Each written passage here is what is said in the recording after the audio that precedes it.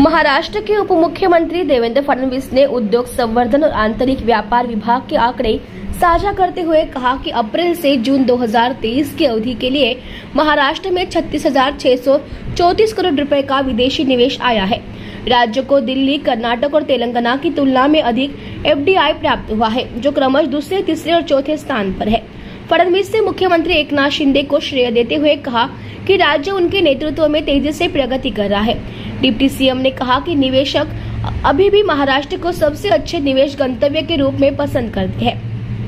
फडणवीस का बयान विपक्षी दलों के उस आरोप की पृष्ठभूमि में आया है जिसमें उन्होंने आरोप लगाया है कि केंद्र सरकार FDI और अन्य निवेशों को गुजरात की ओर मोड़ रही है और महाराष्ट्र को जानबूझकर दरकिनार कर रही है।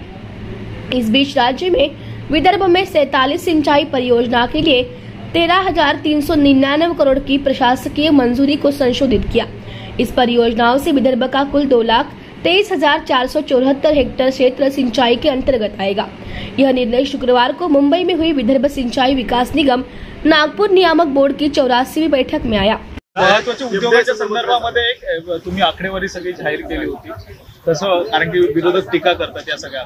पहिल्यांदा तर मला अतिशय आनंद आहे। मी मागच्याच वर्षी सांगितलं होतं की FDI मध्ये पुन्हा महाराष्ट्र पहिल्या क्रमांकावर येईल। महाराष्ट्र पहिल्या क्रमांकावर तर आलाच, पण जे आपले त्या अर्थाने प्रतिस्पर्धी आहेत, कर्नाटक आणि गुजरात यांच्या एकत्रित गुंतवणुकीपेक्षा देखील जास्त गुंतवणूक ही महाराष्ट्रामध्ये आली आहे।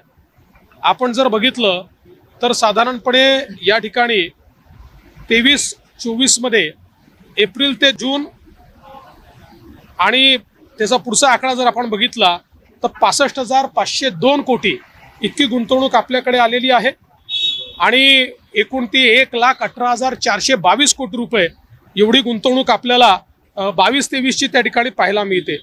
त्यामुळे एकूणच हे सरकार आल्यानंतर प्रचंड मोठ्या प्रमाणात गुंतवणूक या ठिकाणी येते आहे। आणि आज आमचे विरोधी पक्षनेते अंबादास दानवेजी यांचं ट्विट मी बघितलं आणि त्यांनी सांगितलं की आमचा काळही याच्यामध्ये आहे। काल जी आकडेवारी मी त्या ठिकाणी ट्विट केली आहे ती आकडेवारी आमचं सरकार आल्यानंतरची आहे, त्यांच्या काळातलं मी धरलेलं नाही आहे। उलट त्यांच्या काळातली आकडेवारी सांगतो, 21-22 हे जे प्युअरली त्यांचं वर्ष आहे त्या वर्षामध्ये कर्नाटकाची गुंतवणूक ही 1,63,000 कोटी आहे आणि महाराष्ट्राची 1,14,000 कोटी आहे। म्हणजे जवळपास 50,000 कोटी रुपयांनी आपली गुंतवणूक कर्नाटकपेक्षा कमी होती आणि पहिल्या क्रमांकावर कर्नाटक होतं। त्याचं आदलं जे त्यांचं वर्ष आहे पूर्ण त्या वर्षी गुजरात पहिल्या क्रमांकावर होतं आणि महाराष्ट्र तिसऱ्या चौथ्या क्रमांकावर होतं।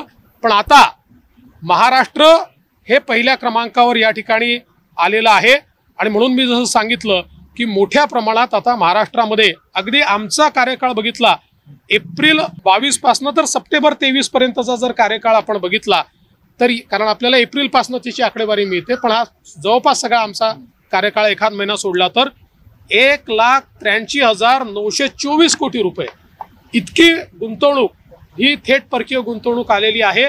त्यामुळे महाराष्ट्राने पुन्हा एकदा थेट परकीय गुंतवणुकीमध्ये आपला पहिला क्रमांक जो मी मुख्यमंत्री असताना होता आणि जो उद्धवजींच्या काळात गेला होता तो पुन्हा प्राप्त केलेला आहे।